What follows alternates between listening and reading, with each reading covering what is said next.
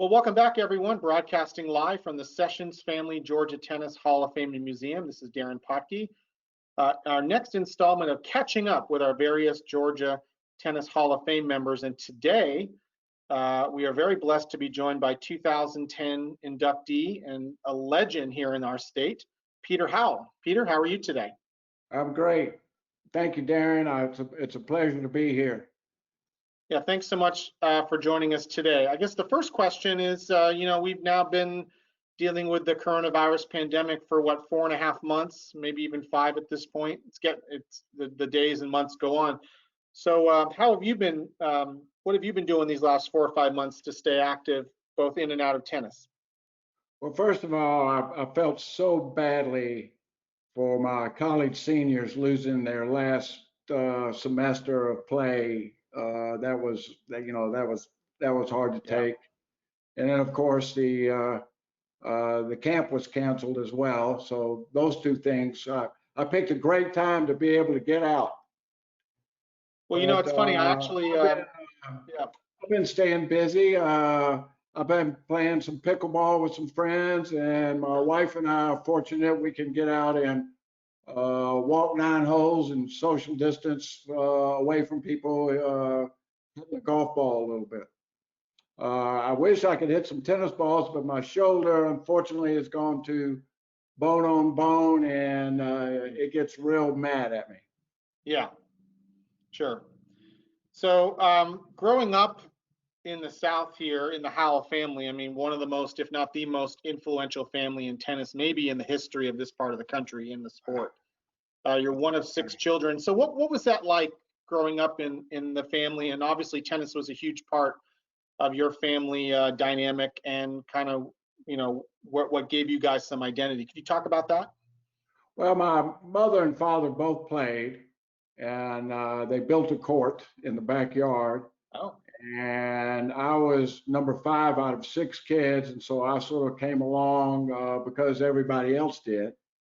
But one of the memories is my mother and father every Sunday played with Natalie Cohen and Don Smith, who is Crawford Henry's uncle, in mixed doubles every Saturday, every Sunday morning. And the worst thing that could happen was when one of them couldn't play, you got yanked out of bed and had to go up and play with them.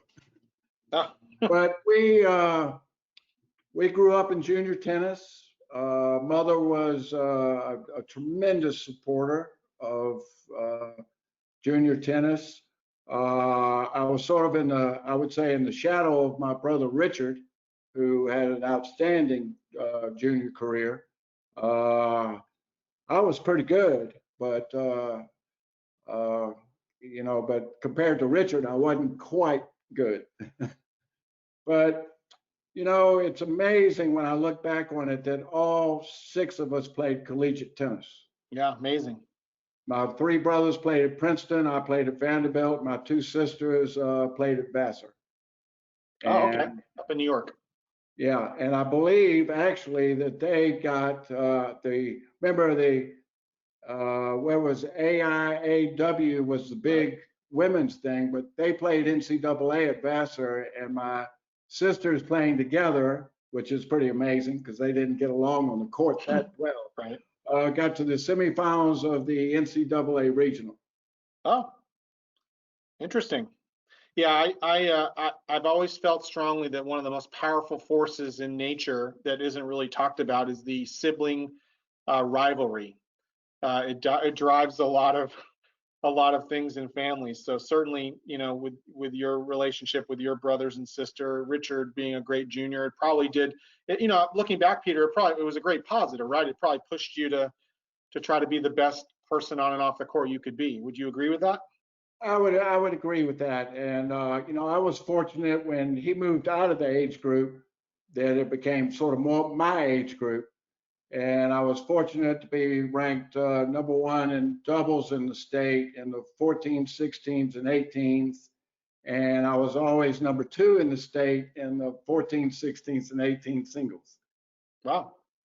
Consistency, that's the key. That's Peter Howell. That's it. That's it.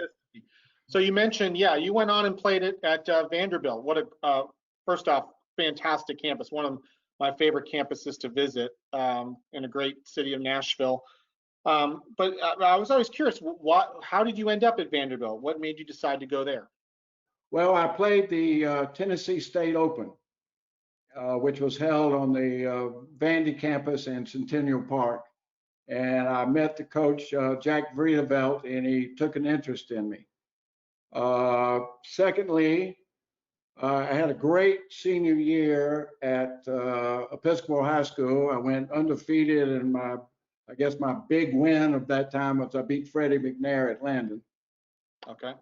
And anyway, so I got some. I finished number 2 in the state in the 18s. Rocky Huffman was number 1, and Rocky got a partial scholarship at the University of Georgia. And Dan McGill wrote me a very nice letter and asked me to walk on at the University of Georgia. Of course, you got to remember in 1968, spring sports were not nearly funded like they are now. Right. And I believe Bill Shippey in '66 got the first ever tennis scholarship at the University of Georgia. Yeah. And Florida had 2 or 3, Mississippi State had 2 or 3, Mississippi had 1, Alabama had 1, Kentucky had a couple, and LSU had a couple. So at Vanderbilt, we were the last school not to have a funded scholarship for tennis. So it really made it a lot more fun because we were playing for our own enjoyment and not necessarily as a job. And we did well. We overachieved. We beat LSU with Falk and Ecue and Tommy Ducray, 5-4. And back then, that was before team tennis. And so the NCAA scoring was done on individuals and how far they got in the tournament, if you'll remember that. Yeah, I do remember that. And I think Steve Falk from LSU got to maybe the quarterfinals. So LSU finished number 12 in the country. So we had a win over number 12 in the country. Sure. But I believe it or not, what's funny is, so I went to Vanderbilt and I played my best matches, of course, against the University of Georgia. Of course. Right. My freshman year, I had Norman Holmes down match point and lost 8-6 in the third. Then the next year, I lost to Tony Ortiz 2-5. Then my third year, I beat Michael Samelo. And rumor is that Dan was so furious with him that he had lost to me that he made him ride in the back of the van with all the luggage all the way back to Athens. Oh, wow. Hopefully right next to the laundry pile, right? The towels. Right. Yeah. Exactly. So my guess is right around that time, the Pac-10 at that point, it might have even been the Pac-8. Probably they were the powers in the country, right?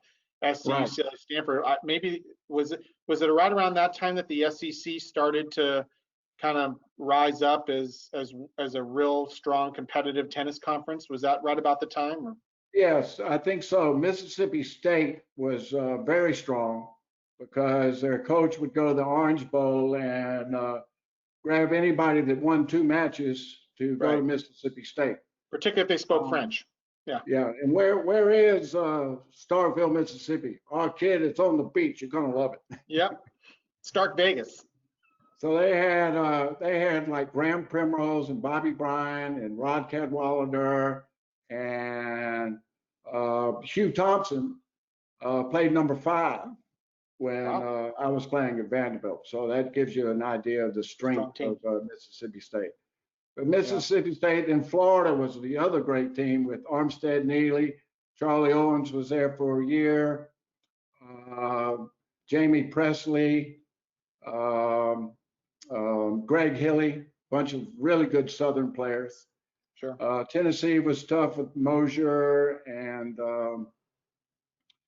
they had a couple of Brazilian players that were very, very good. Louis Royal was the coach. And well, and of course, Georgia had started with Bill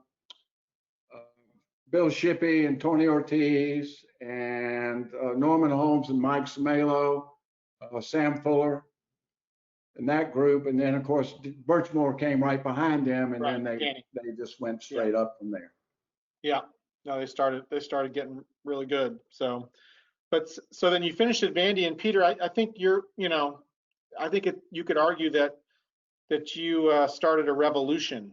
And what I mean by that is when you probably came back, if memory serves me correct, you started working at the Atlanta Athletic Club, and at that point there really wasn't that many directors of tennis or club leaders of actual tennis. And it seems to me that, I could be wrong, that you were one of the first to really give some credibility to that position. And then of course the tennis boom happened in the 70s, and you were probably at the right place at the right time, right? Would you say that?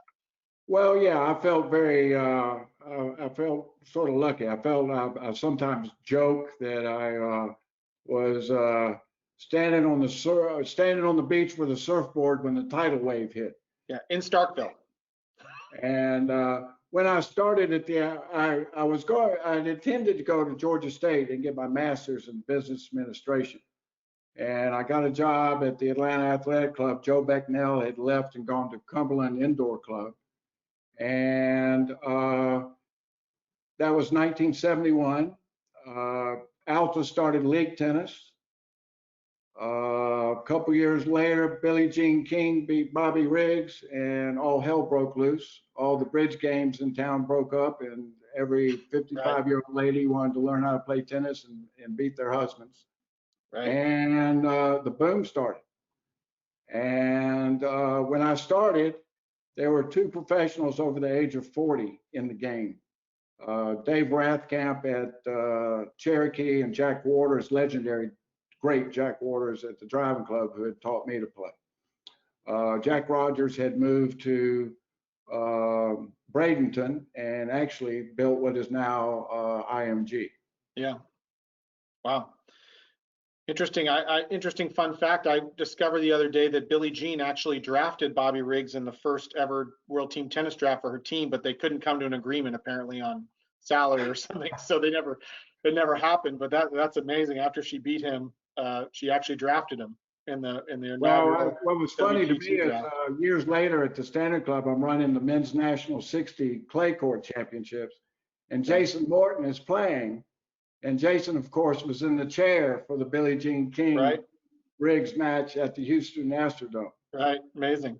Amazing. So that was fun putting all that together. So you were one of the founding members, one of two, right, of the Georgia Professional Tennis Association, which is the GPTA. Yeah, the tennis boom was going on, and every college player with a hopper of balls was out teaching Alta teams in their neighborhood.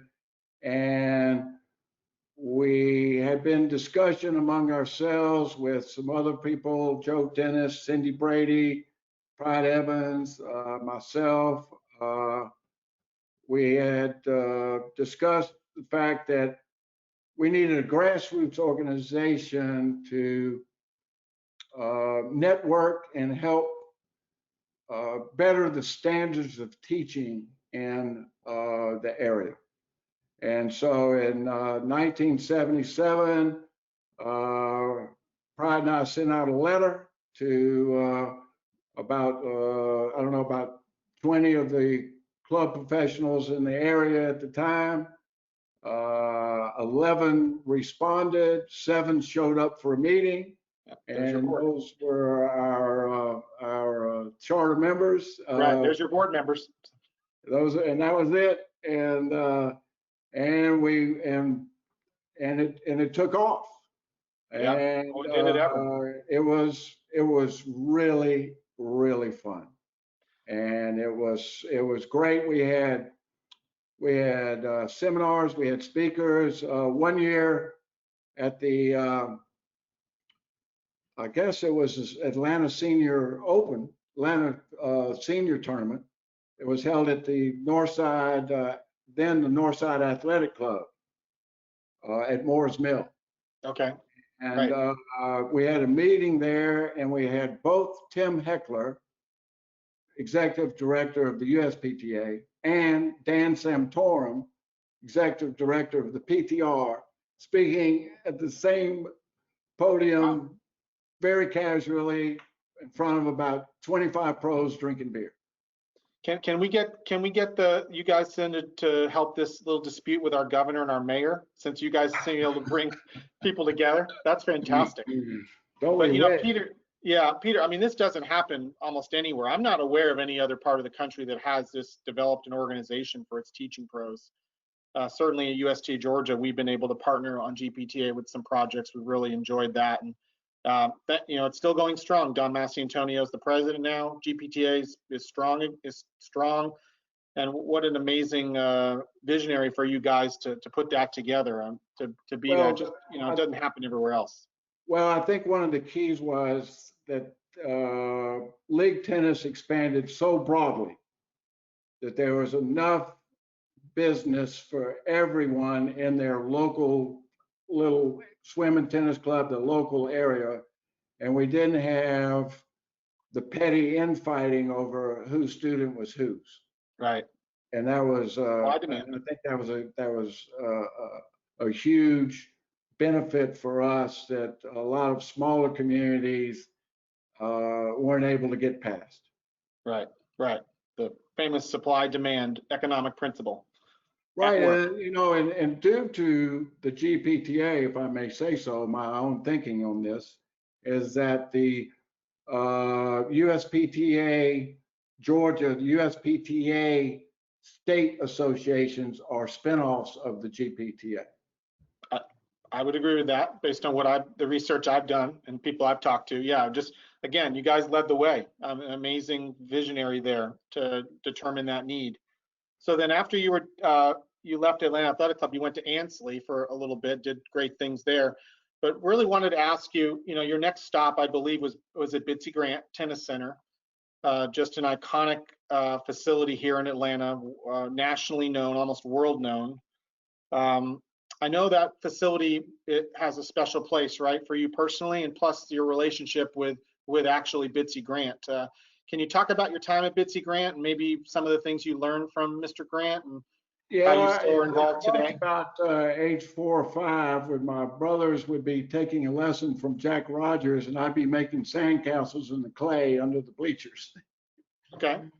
And so I grew up at Bitsy Grant between Jack Waters and Jack Rogers. Those are my two mentors in tennis.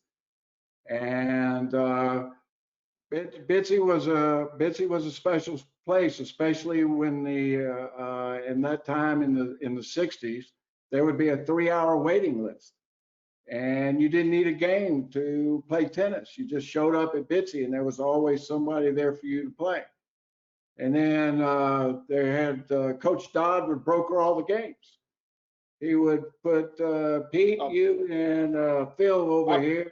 Go play Sam and Joe, and I got Pete and Phil $2 inside over here, and everybody'd say, okay, I'll take that. And the next thing you know, us 4 guys, we'd be down there as everybody's entertainment for the Railbirds. So hold on. So Coach Bobby Dodd, the Georgia Tech football coach, should be doing all this?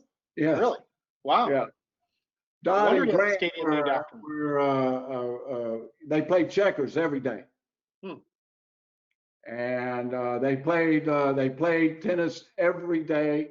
And the final set of the day was the Super Bowl, and it was a $10 set.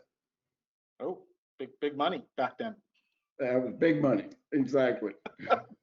But one of my great memories of Bitsy, Bitsy was a shy man, and he was gruff. And as boys, we were scared of it. But then I later came to find that he was more scared of us than we were of him. Oh. And I think I'm about 14, and Jack Waters has a new court that was built by Lloyd Budge. And Lloyd and Don Budge are playing an exhibition match with Bitsy and Russell Bobbitt. And Russell's knee goes out, and I think I'm 14 at the time or 15, and Jack picks me out of the crowd to go play with Bitsy. Wow. So about on the second point, Bitsy serves, and I poach on it, and I crush it right into the top of the net. Right. Bitsy turns to me and says, "Get it, get it, get it, get mighty Peter. Look, you're playing with me. The ball's going to find you. Now play your third well." That's funny. Yeah, what a legend. Not just because the center named after him, but I mean the things that we've learned about him and the influence he had on so many players Right. And over the years. we were hosting the Atlanta City Open in 1986, the day he passed away. And I got on the loudspeaker and had a moment of silence in all of the matches on the court in honor of Bitsy at Sure. that time. Yeah, amazing. So I know that means him and the facility means so much to you, and you're still, still involved, trying to keep the facility relevant. And I know you've done a lot of work with restoring some of the actual facility. Can you talk about some of the things you've been doing? I left Bitsy in '88 to go to the Standard Club, Right. and where I finished my tennis pro career in 2000. Then went to Oglethorpe. We can talk about that in a minute. But in 2000, the Bitsy Grant Tennis Association reached out to me, Ernie Garrison and Don Lyon, to help with the facility. It was decadent. It was falling apart. It hadn't been anything but another lead coat of paint since 1952. The courts were in horrible shape. The place was you couldn't even host a USTA tournament because the courts were so bad. It was not in good shape. So I took over, and first thing I wanted to do is to incorporate it, develop a 501c3, start trying to do some fundraising. Worked very hard. I went down to meet Commissioner Cohen at the city parks, and instead of going down there, I went down there and told her everything the city did right. And she liked that. It's the first time anybody had ever been nice to her. Right. And about that time also, I applied and got a $100,000 grant for tennis in the parks from the USTA. And suddenly I was the city's new best friend. Of course, yeah. And so we were able to get across that bridge between north side and south side facilities. Right. Because Commissioner Cohen was smart enough, she said, "I'm going to do every court in the city." So that included the clay courts. Oh, okay. So we put in the hydro courts at the clay courts. We stretched them out. I took their design person over to Cherokee and said, "This is what it should look like." Sure. Oh, Cherokee Town and Country Club? Yes. Yeah. Oh, yeah. Great clay courts there. Yeah. So we stretched out the first three courts and put the individual fences in, put the pavilions in, redid the courts, and that was great. The parking lot was redone with a bond issue for environmental stuff that had been lying around since '94. We got that done. And then we started, the last thing was redoing the clubhouse. And that was a venture. The crunch hit in 2008, right when we were really trying to get going.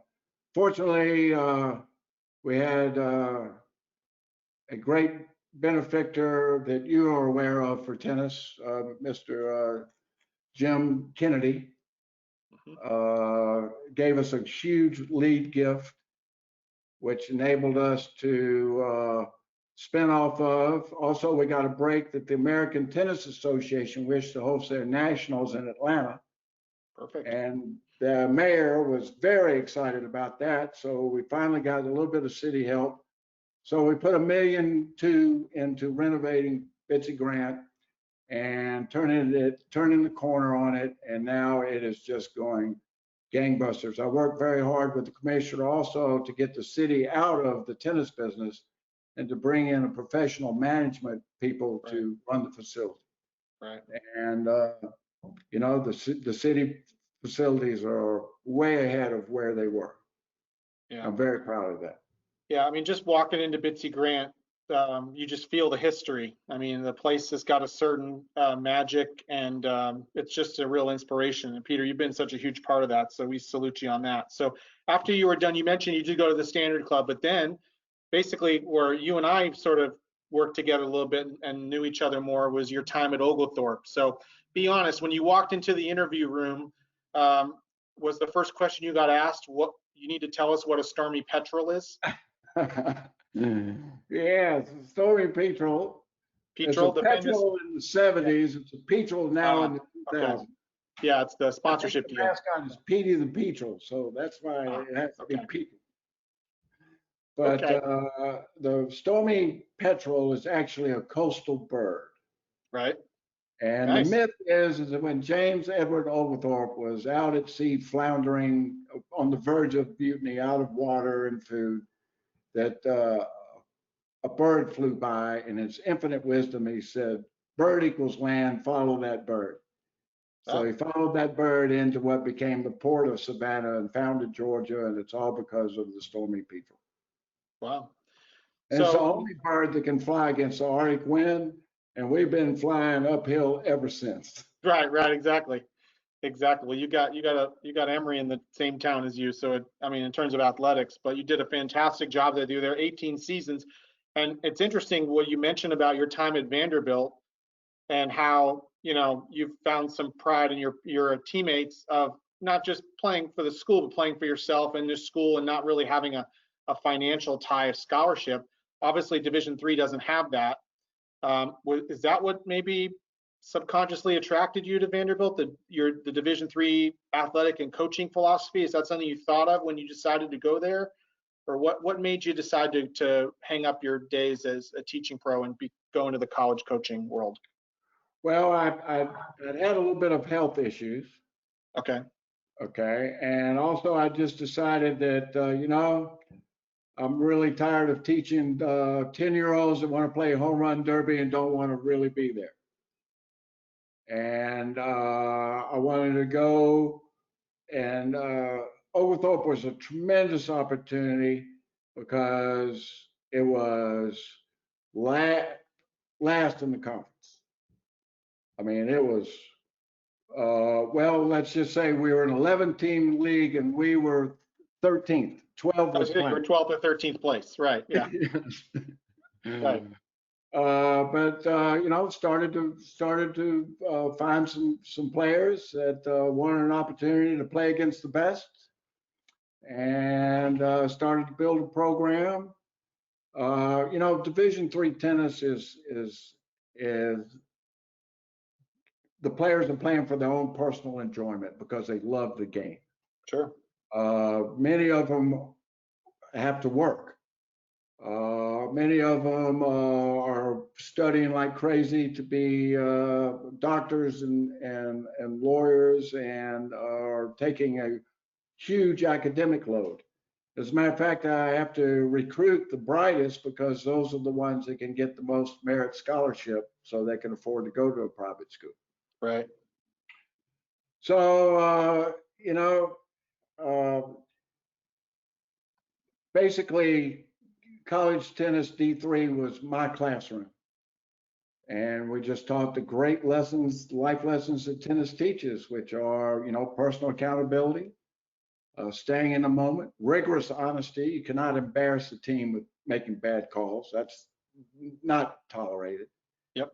And handling your emotions, both adulation as well as frustration. Well, I mean, you did an amazing job there. And certainly, where we got a chance to work together a little bit when you served on the NCAA committee. I'm usually the supervisor for the Division III NCAA championships. And I mean, I see that every year, fantastic student athletes, probably gonna be working for most of these people in 10, 15 years, if not earlier.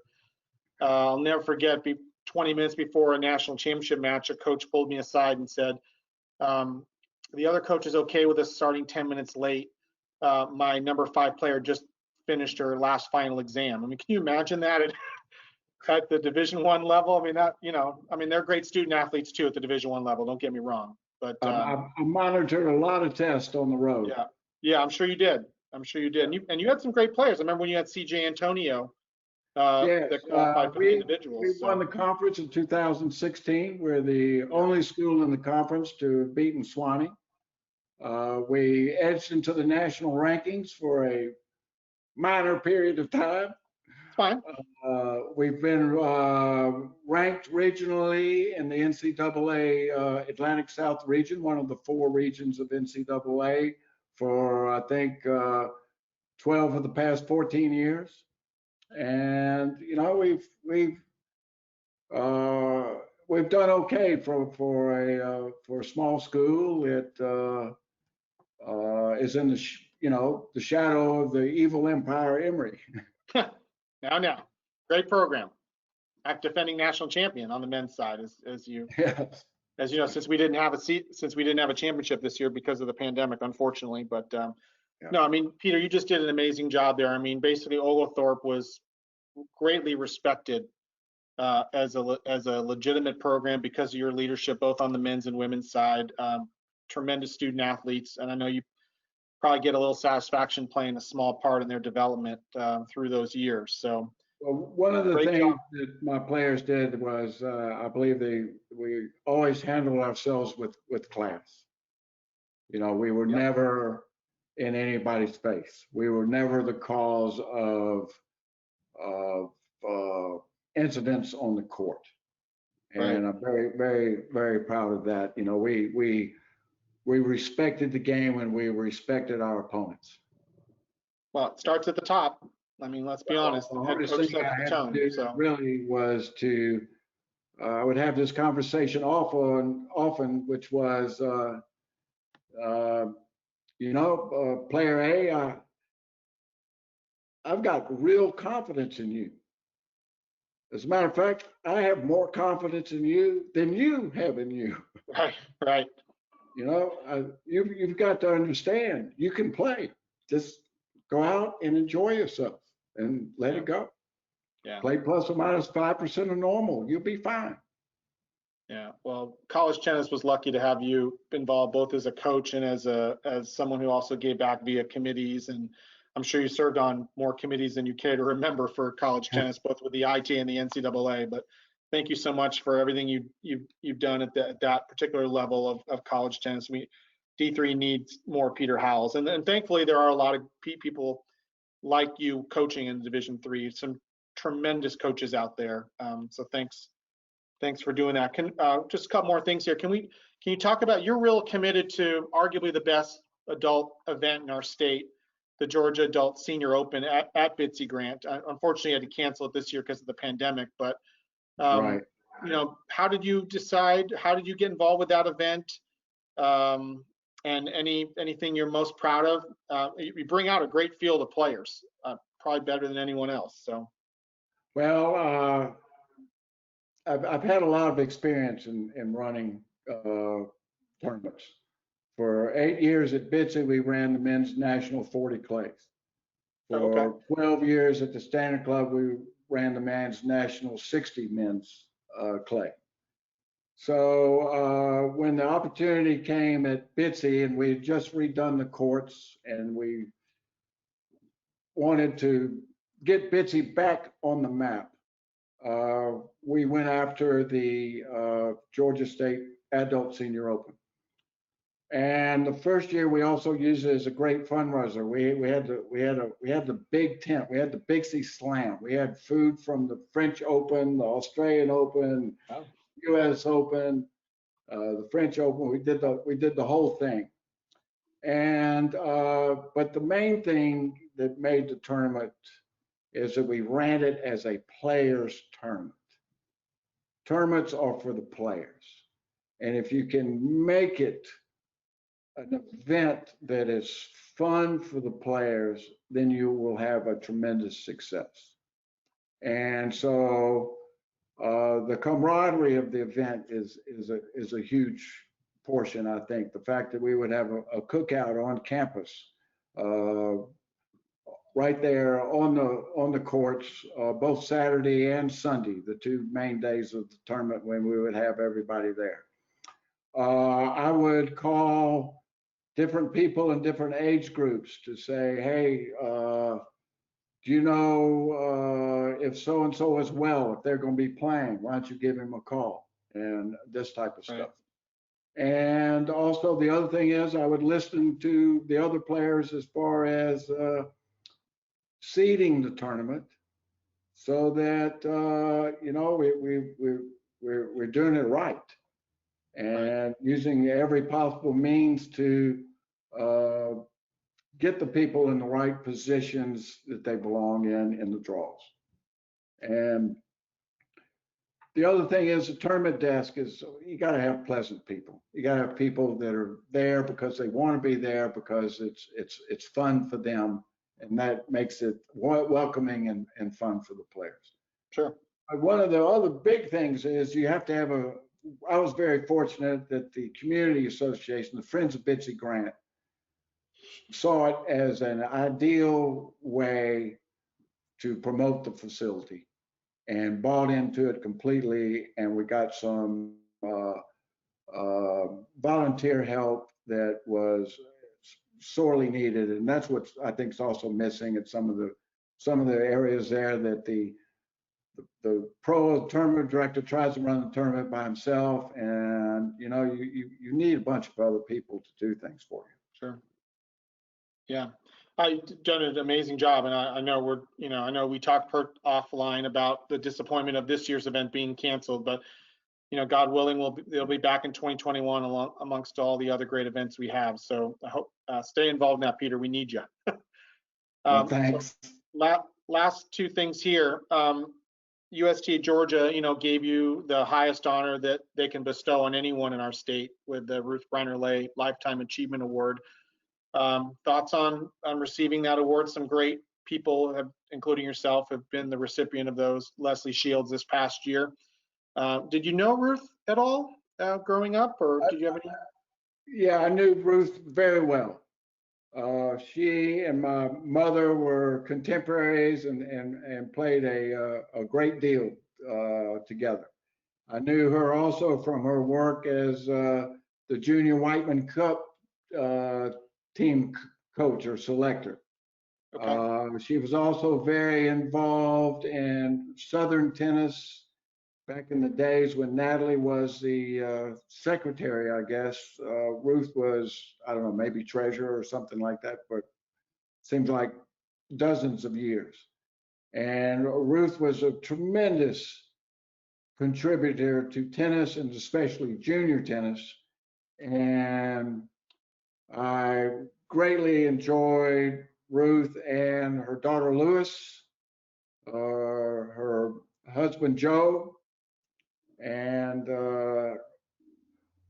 winning this award, this Lifetime Achievement Award, was a huge honor. I mean, just to be recognized by your peers for things that you felt that you tried to make a contribution to, and to be recognized for it, there's no greater honor. And I've just been so pleased to have won that award. Last question here, Peter, and thanks so much for joining us today. The Georgia Tennis Hall of Fame, the members in this class, in the group, are just some of the most amazing contributors, players, coaches, people, various types of things that they've helped the sport on. I'd put our Hall of Fame up against anyone. You're certainly more than a worthy candidate, being inducted in 2010, along with Jeff Wallace, right, the head women's tennis coach of University of Georgia, that's still going strong. So when you got the phone call, it might have been from your brother, for all I know, since he is the chair of the committee, but that you had been chosen for induction into the Georgia Tennis Hall of Fame. What were some of the things that went through your mind? What does the Hall of Fame mean to you? Well, the first thing was, wow, really? Yeah. So it's probably look, it's of the honors that I have received. Being in the Hall of Fame is just a true validation of my life to me, and that's what it means to me. It's just uh, very important, very meaningful. I mean, the people that are in it are the legends of tennis, and you know, I've been a legend in my own mind for a long time, but Yeah. to Well, let's ask your wife to about be that. included with this group of people is a fabulous honor. Yeah. Well, Peter, you epitomize a Hall of Famer, right? I mean, great player, um, uh, someone who was a visionary, saw a need, handled it, has basically dedicated their life over a lot of off-court elements in terms of promoting all the virtues of our game and spending so much time passing on their knowledge and enthusiasm for the sport, introducing new players to it, helping players that have reached a certain level. Hall of Famer in every sense of the word. So congratulations, Peter, and it was fun catching up with you today. Well, thank you, Darren. It was a pleasure to be here. I enjoyed speaking with you. Well, ladies and gentlemen, that's again class of 2010 Georgia Tennis Hall of Famer Peter Howell. Hopefully you enjoyed this conversation. Look for our next one shortly. Thanks for watching.